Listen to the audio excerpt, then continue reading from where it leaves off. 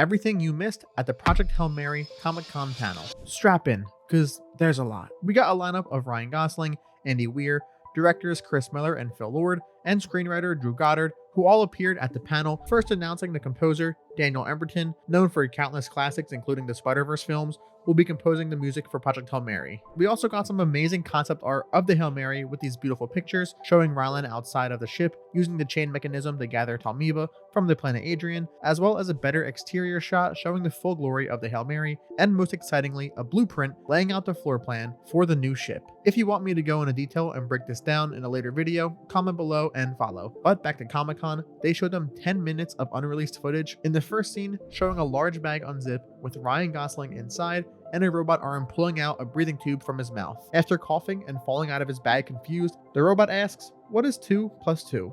As Ryan continues to avoid the robotic arms, he finds a ladder and climbs up, finding his crew members who are all dead. But at the top of the ladder, outside of a window, he sees himself traveling through space. It then jumps to a scene of Strat arriving at Rylan's classroom and recruiting him for the mission, before showing Rylan in full hazmat, opening the canister of astrophage for the first time, inspecting it under a microscope, as he says, "It's a cell! It's a tiny alien cell." Guys, this is the first contact with life outside of the...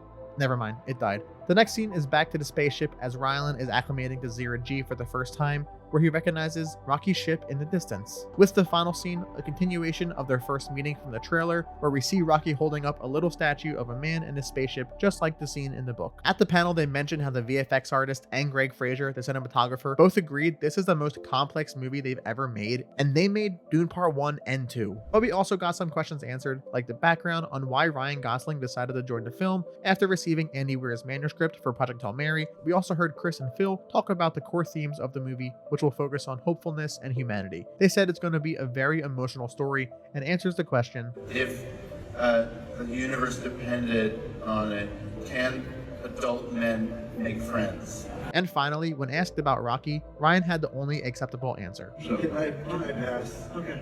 It's too soon to talk about Rocky.